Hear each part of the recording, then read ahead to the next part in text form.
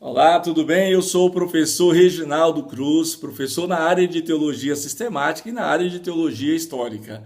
Geralmente, muita gente tem me acompanhado no Instagram ou no meu canal lá no YouTube, que é Reginaldo Cruz. Eu tenho ouvido ultimamente, inclusive através das redes sociais, alguns questionamentos sobre a questão se Deus está no controle, se Deus governa, se Deus rege, se ele conduz mesmo a história.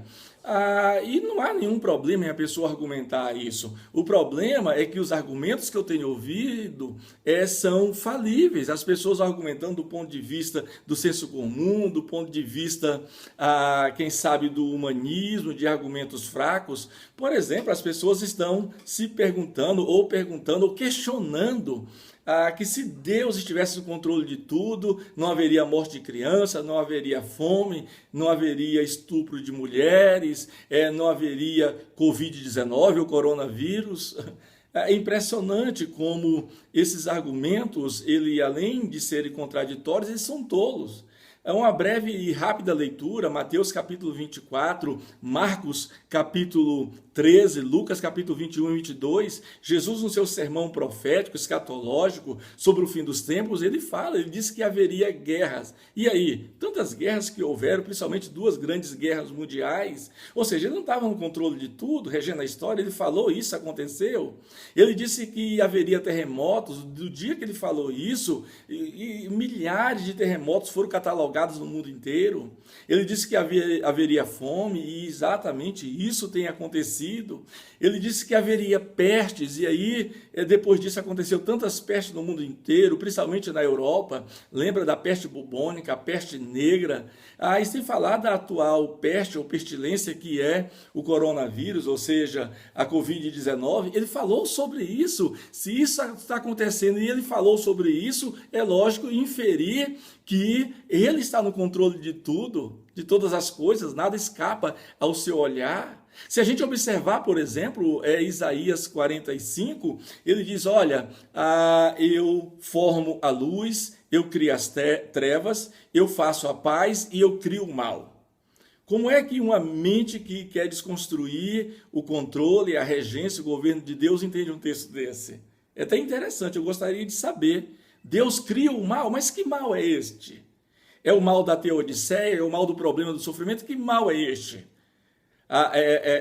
Não é o mal do ponto de vista da essência maligna, do ponto de vista do terrorismo, do ponto de vista do caos, da catástrofe. Não. É aquele mal que o próprio Deus cria, significa que é o mal que ele usa para cumprimento dos seus próprios desígnios. No mesmo texto, Isaías 45, ele chama Ciro de seu servo, de meu ungido. Aí como é que você justifica? Ciro é idólatra, é pagão e Deus diz é meu servo. Isso, ele está a serviço de Deus, mesmo sendo idólatra e pagão, para cumprimento dos desígnios eternos de Deus.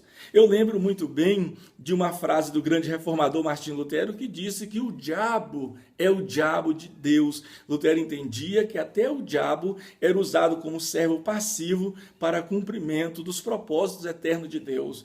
Ou seja, Deus está tanto no controle de todas as coisas, regendo todas as coisas, que qualquer evento, qualquer questão que tente atrapalhar o plano da salvação, ele entre e irrompe na história, ele interfere na história porque ele está no controle, mas ao mesmo tempo ele deixa a história ser conduzida, a história caminhar. Isso está muito claro, porque ao mesmo tempo que ele está dentro da nossa história, na nossa imanência, ele é transcendente. Paulo diz que quem conheceu a sua mente, quem foi o seu conselheiro.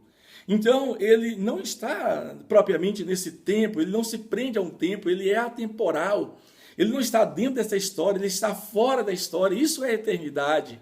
Eternidade não é um tempo específico. Eternidade é onde Deus está. E lá não há sucessão de dias, de meses, de ano. Nada passa. Um dia como 1000 anos, mil anos é como um dia. Então, ele está de olho em tudo isso. Como é que ele não coordena todas as coisas, não rege todas as coisas? O salmista dizia que ele, da sua morada, vê todos os moradores da terra, os seus olhos estão sobre os fiéis da terra.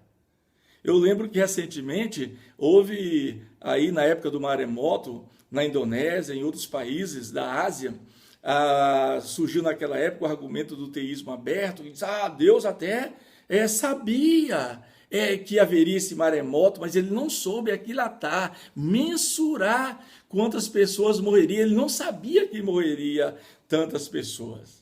Então, o argumento que diz que Deus não está no controle de tudo, porque pessoas morrem, porque mulheres são estupradas, porque há pestes, é tão fraco, tão falível, é tão desprezível que nem se compara ao teísmo aberto, que pelo menos é uma construção teológica que tem uma certa elaboração, mesmo que a gente não concorde com ela. Então, o nosso Deus não é o Deus do teísmo aberto, não é o Deus dos argumentos falíveis, não é o Deus do humanismo, não é o Deus do argumento do senso comum. O nosso Deus é o Deus que rege a história, que planeja a história, o teleios. Ele caminha dentro da história, ele leva essa história e ele conduz a história para um determinado fim. É importante sabermos disso. Porque ele tem o controle de todas as coisas, rege. Ou você acha que ele perdeu o controle, ou você acha que ele dá uma resvalada, aqui e ali ele não consegue segurar a sua própria onda, aqui e ali ele não consegue segurar a própria história. Pelo contrário, ele, como está claro das Escrituras, é ele que conduz a história. É ele que, se precisar, ele rompe na história, ele entra na história. Que Deus em Cristo te abençoe.